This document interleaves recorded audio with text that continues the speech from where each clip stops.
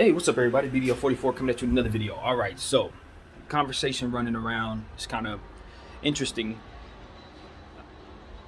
borderline ridiculous, but interesting nevertheless. I think borderline is the key to all of it because it's ridiculous, but it's only borderline ridiculous, and I'll get into that. Should the Lakers be willing to trade for Kevin Durant, and make LeBron James available in doing so? It depends on what the Lakers want. It depends on what the Lakers want. Because if you would have asked me 8 months ago, I would have said, of course. Are you kidding me? Obviously, yes, we need to do that. But now that we're here in this space, I don't even have that mentality at this point because I've already committed to moving forward with LeBron James, and here we are in the midst of building with LeBron James. Now, when I came to that conclusion, was Kevin Durant available? No, he wasn't available. But look, the only real argument for this is the length of the contracts. Kevin Durant has 4 guaranteed more years. If you bring him in, you don't have to worry about having to go through this process of whether or not he's coming back next season. With Bron, you do. With Bron, there's a probably more than 50% chance that he gets the hell out of here next season. More than 50% chance. And that's why the word borderline is present. Because if he was at a 4-year deal, that's ridiculous. If he was at a 3-year deal, it's ridiculous. If I thought LeBron James was guaranteed to sign an extension, I'm not doing it. So that's where it comes down to. But if I know Bron's leaving, of course we got to do that right now. I'm just gonna be honest with you. If you think for a fact that he's leaving, you have to do this. Not only should you do this, you have to do this because you need that guaranteed 4 years of a win now situation because you've committed to a win now timeline. Now, if you're getting with LeBron James, common sense tells me you probably don't play the Brooklyn route. Don't play the Brooklyn route, which means don't have a win now timeline. If you're going to walk away from players like LeBron James and Kevin Durant, you ain't got no win now timeline. You're taking steps backwards in that timeline just from the sheer notion of getting rid of those players alone. Do you think about bringing back Donovan Mitchell is going to help you in that situation? Hell no. You've taken like 8 steps backwards. Let's just be honest. You need to start over. So I would tell the Lakers the same thing because the win now focus is centered around LeBron James. If we're removing LeBron James, there's no purpose for us to be throwing away kids and throwing away picks and doing all this other stuff. Now, you could say, well, no, Brandon, that's just stupid. Now you focus on KD's timeline. But no, because KD didn't even have us on his list. We bring KD's 4-year contract in, guess what he's probably going to do? Especially with no LeBron James. Get me the hell out of here. I don't want to be here. I'm not signing up to be in the Lakers without LeBron James. I'm not signing up to be in the Lakers at all. I want to go to Phoenix. I want to go to Miami. You see what I'm saying? So that's the mentality I believe KD has. He want to go to the Lakers. He ain't a Laker guy. Seriously. If he wanted the Lakers, he would have put us on his list. Now, as a Laker fan, I feel a little disrespected because I feel like we should be on everybody's list. But who cares? Like, literally, who cares what I think? Zoom out and beyond that, no one team is just supposed to be on some guy's list. If he doesn't want to play for your city, then he's an op, and we look forward to beating him. That's it. That's how I feel about every competitor. So, look, should the Lakers trade for KD? Yes. Should they trade Bron for KD? Hell no. You trade AD for KD. That's how you handle that. Why? Because that makes more sense. Now you're keeping LeBron's timeline intact. You're bringing in a 4-year contract that if LeBron James you have in place, AD you don't necessarily know if you could trust because of all the different questions and marks about his health and his desire to stay locked in like he is right now, for which we really appreciate. But all in all, I mean, if it comes down to it, no, you're not moving LeBron James. One reason you're not moving LeBron James is because he's on an expiring contract, which means Brooklyn, if they're thinking clearly, is going to ask for more than LeBron James based on the fact of the length of the contract and the legendary status of KD, which even though isn't on Bron's level, is probably right underneath him. So it's one of those situations where you're like, well, I got him for 4 years. Yeah, you bring me back a legend, but I'm going to have to try to figure out if I can keep him if I'm Brooklyn. Chances are I cannot. I ain't going to be able to keep Bron. Like, I only got Bron for 5 minutes and he's out if I'm Brooklyn. So, yeah. Never mind if the Lakers would be willing to do that. If I'm Brooklyn, I'm saying no. Simply put, I'm not doing that. But if the Brooklyn Nets would be willing to do that, I don't think the Lakers should consider it unless they're certain LeBron James is out. And if that's the case, I don't think, as I said, the trade would actually be possible. I don't even think you'd be able to do that. Mathematically, you'd be able to do that. But given the fact that he's on a 4-year deal and LeBron's on an expiring deal, and they are those type of names, the framework I don't think would ever actually be agreed upon. I don't think anyone would actually come to an agreement on a price that would make sense. The Lakers would likely inflate LeBron's prices if he were on a 4-year deal, just off the strength of his name. And the fact that KD doesn't want to be in Brooklyn would make it even more expensive. And so the trade itself would be even less likely because of that, the presence of that, and the desperation of both teams. It's just, I don't see Brooklyn doing that, and I don't see the Lakers doing it either. So that's the end of that. I don't think so. Now, moving on. Donovan Mitchell, New York. You guys know how I feel about Donovan Mitchell. I think he should stay in Utah. I don't know that he has a choice anymore, so we're moving on from that thought. I think that has officially been snatched out of his hands. I think they're kicking him out of Utah. So now he just has to find somewhere else to play. And if I'm assuming that is the case, he wants to go home and play for the Knicks. I think they're on the rise as a franchise, even though I don't love their vision. I love their asset class, what they have in terms of young players, 9 picks that they can use to trade. That is a very, very worthy trade partner. Here's the problem. I don't like their vision. It's one of those situations where it's like this. I like what you have. I just don't like what it looks like you're about to do with it. That's how I feel about the Knicks. And if I'm Donovan Mitchell, See, here's where the wisdom comes in for me. Yes, are you catering everything to treat me like a king? Are you preparing for me to be able to be the number one guy? Yes, you are. Who's my running mate? Jalen Brunson, small guy. Who am I? Small guy. Those are 2 small guards that are going to be on the floor for the majority of the time. Do you know what that means? They're going to be targeted defensively. They are going to be hunted, both of them. Every single time down, it's going to be a bigger player trying to put them in positions that are uncomfortable for them defensively. And I'm going to be honest with you. Donovan Mitchell is not a very good defender. Now, Jalen Brunson is. I think Jalen Brunson could hold his own defensively. He's proved that in these playoffs. The problem is he's still a smaller guy. So if his running mate is small and he's small and they're going up against big backcourts, which they are. You look at Detroit. You look at Milwaukee. You look at Cleveland. Well, not really Cleveland, even though they have the stilts in the paint. The guards are actually smaller. But they have teams all over the league have big guards. Obviously, Boston. Miami. I don't like the vision the Knicks are putting together. They're too small. They're too small. And then you got, yes, good rim protection in the paint with Toppin and Robinson, but Robinson can't stay healthy. Toppin is not really a defensive player. Julius Randle's not a defensive player on an inflated contract. R.J. Barrett is a player who I'm not sure plays any defense at all, even though he's one of the better scorers in the league. I just don't like the team. Quentin Grimes is an excellent two-way player who's going to start stepping into his own. I don't know if the minutes will be available to him. So should they make a trade? Yeah, the Knicks need to make a trade to condense some of that talent to make more sense. And they have so much they could put together a KD team if they wanted to. KD, Donovan Mitchell. If they really wanted to do something like that, they have the pieces to do it. I just don't think they're aiming high enough. I think they look at the situation and say, we want to catch players on a certain timeline, and we're shooting for B-level stars as opposed to A-plus stars because we always strike out. So if we could put enough of these B-level guys who could ascend to A-level guys and catch them before they ascend, we could have a bunch of good contracts with heightened level stars that has a vision of a team that we like. But the problem is, that's cool except for when it's time for them to be defended against, or rather when it's time for them to defend, you're going to be taken advantage of. That's the bottom line.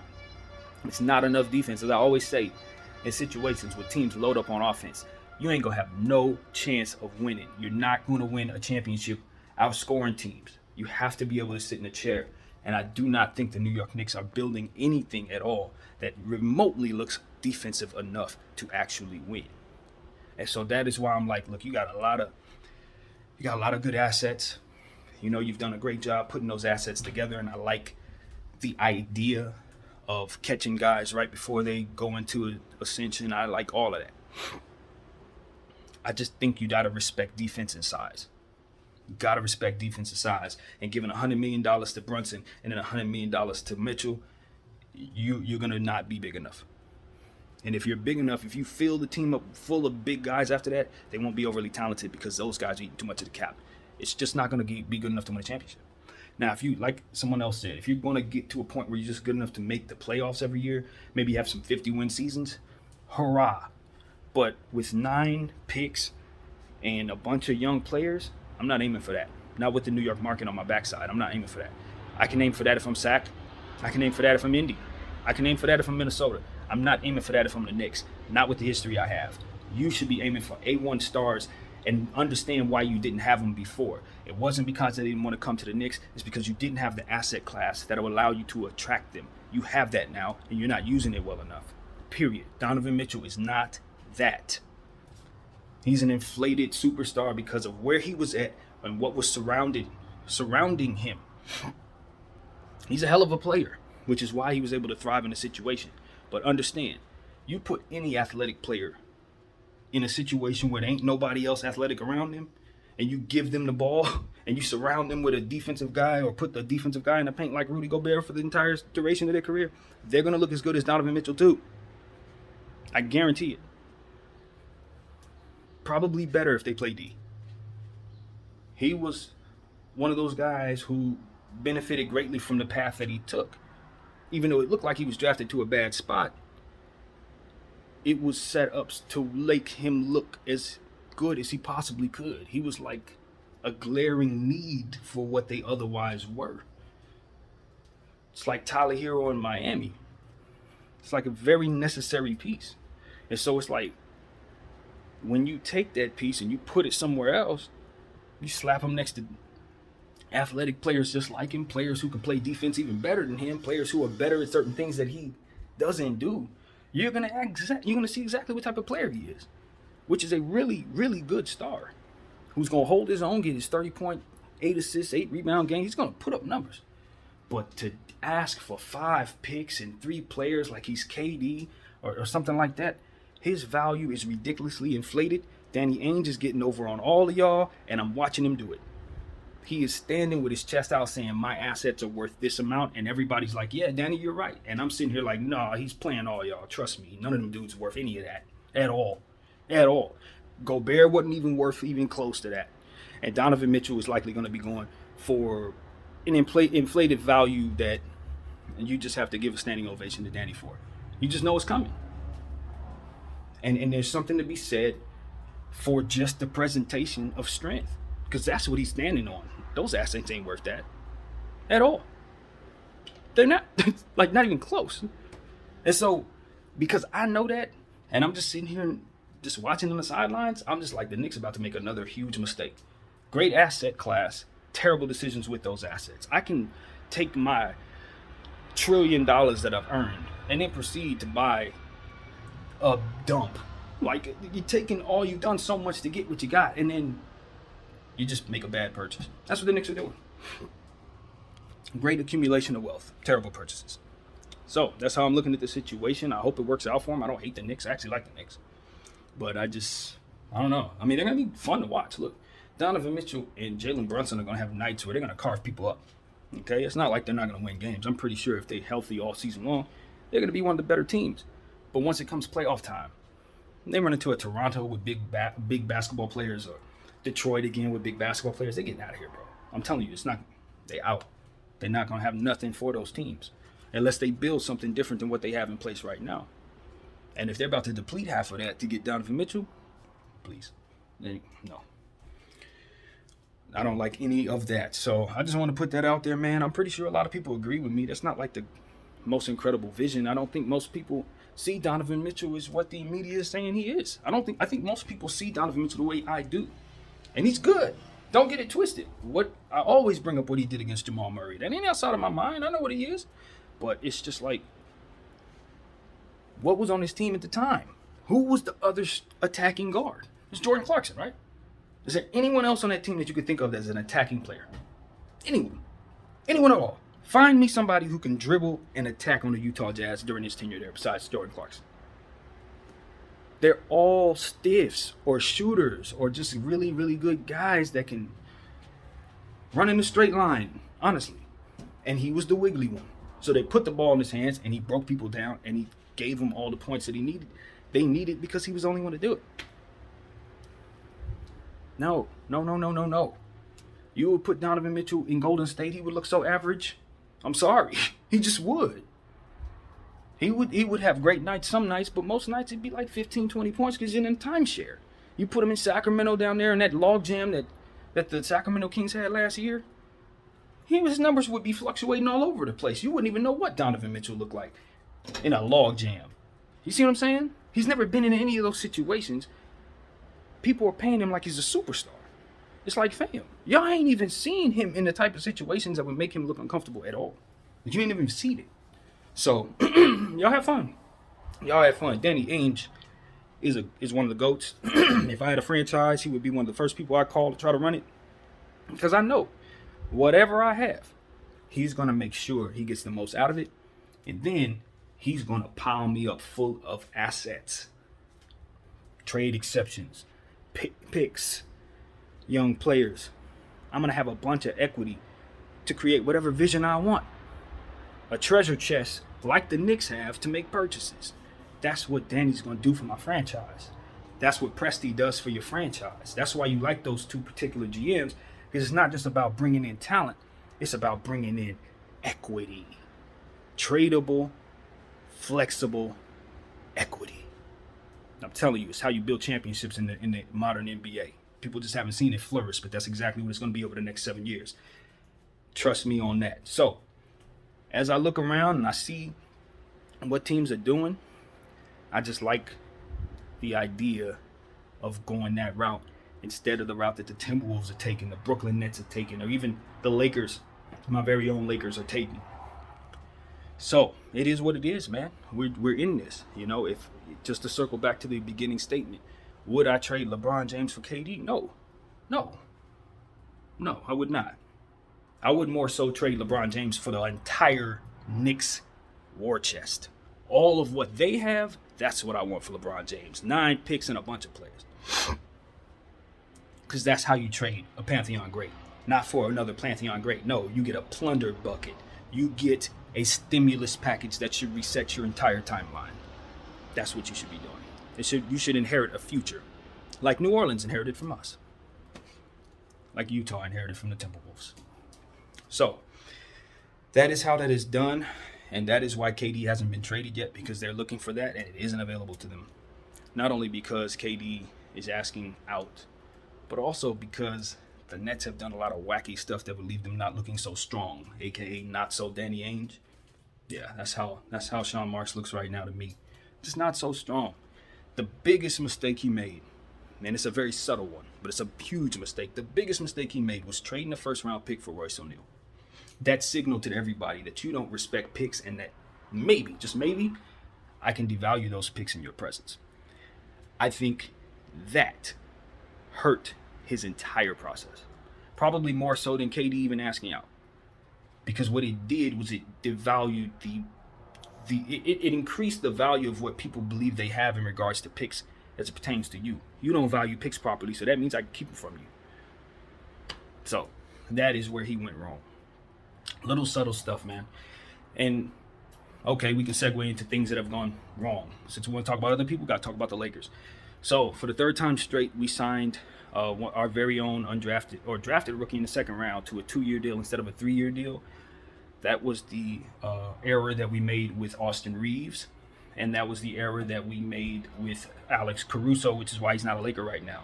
We did that with Max Christie. Now, I used the word error without actually being certain this was a mistake. I think they may have done this on purpose. And so I'm just going to say that just because something was done in error before doesn't mean that it wasn't done on purpose this time. However, I do think, it's one of those situations where I don't know what it speaks to. They give him a 2-year deal instead of a 3. Giving him 3 years would ultimately mean that it would save us cap space money. So if you're saving cap space money, if your goal is to do that, and you've drafted this kid and you believe that developing him is the way to go, then why not trust that it's going to take more than 2 years to do so? You know he's a second-round pick. You know he's been struggling with his jumper, and he's a shooter. So there's a good chance he's going to struggle for a little while if you didn't believe in him, why did you draft him in the first place? If you do believe in him, then why wouldn't you give him an extra year to develop and save yourself some money? It just doesn't seem like that is something that we are clear on right now. I'm pretty sure that's something to do with the numbers. Pretty sure that's to do with something that they're doing from behind the scenes. Maybe they're looking to trade that piece. And if that's the case, maybe it makes more sense for him to be on a 2-year deal. So, as I said, just because something was done in error twice doesn't mean that the third time it was done in error. It might have been used as strategy this time, and I'm inclined to believe that is the case. I don't think we have a front office that is doing things without intent right now. I don't. And so I'm going to trust that this was calculated and that they just have a different idea about what they want to do with Christie's contract. So, with that being said, I do expect him to be added to any deal that we do at this point. I think we're going to trade him. I do. So, keep your eyes open, Laker fans, because what I do know is teams are asking for Austin Reeves. And we ain't about to do that. That's what I know. I think he's one of the best values in all of basketball right now. And I love the idea that he's on our team. And I do think that trying to get him his second contract or trying to secure cap space to secure his second contract is a wise decision. You know, just set aside a plan for re-signing Austin Reeves at a very, very, very affordable price, because as he ascends, he's going to be a glue guy in this league at the very least. At the very least, he's going to be somebody who can help you on both sides of the floor by overachieving, exerting himself, throwing his body around, rebounding the ball, getting others involved. If his 3-shot is falling, it could really be helpful. He's hit a clutch basket, so you know he has the gene in him. He tends to play better when it's time to come back with a deficit in a fourth quarter situation. That is where Austin Reeves thrives. When it matters most, he gets better. So, obviously, that's not somebody you don't want on the team. Plus, he's big. You can put him at the 2, you can put him at the 3. I'm very happy with him running the 1 in certain situations against certain defenders. So he's going to help no matter what. No matter what team he lands on, if you give him minutes, he's going to be an asset to any team. So when you find players like that in the second round or undrafted, you got to sign them, prioritize them just like you would prioritize a superstar. Why? Because you're solidifying your second unit. No matter what the superstar is, you want your Austin Reeves, you want your Stanley Johnsons, you want your Wenyen Gabriels, you want these guys already in place so that if the superstar bounces, it ain't no infrastructure changes. Bring another superstar in and keep the ball rolling. So that is important. Value these players, find the ones you believe in and keep them on the team. So that is how I'm looking at that situation there. I like Max Christie too. I think giving up on him is a big mistake for the record. That's a huge mistake. And if you look at a guy in a couple preseason games and he's getting better as the preseason increases, I don't see anything wrong with that. In fact, I'm seeing what I need to see out of Max Christie to believe in him and want to see him as a part of what we do. So let that be on the record. So, yeah, man, that's what I got to say. I'm pretty sure there's more to say. Obviously, the Kyrie and KD situation is still pending. We're waiting on any and all news, of course, for that. But it looks more so like Donovan Mitchell is the latest rumor they're pushing. Donovan Mitchell to New York. They'll hover around that and either pull the trigger on that or retract those rumors and move on to the next teasing that they're going to do to us. They're just trying to tease us through the summer with bullcrap to keep our minds focused on the NBA. They're geniuses at it. They're getting better at it every year. And this is no exception. So I don't expect them to hastily give us news because they need to get us to October. So they're going to have us doing this probably for another month. So be ready for it, man. I don't think anything big is going to happen right now, but they'll tease us about it. So, yeah, and I fluctuate on that. I know I made a video maybe about 7 days ago or so saying I think a trade is going to be done. That's because I was reading tea leaves. It looked like it was, but they got me too. No. So I'm not leaning in one way or another. I think they'll probably surprise us when they do decide to do something. It'll just pop up out of nowhere, probably at a weird hour or two. So be ready for that. Anyway, that's what I got to say, man. I hope everybody's having a good day.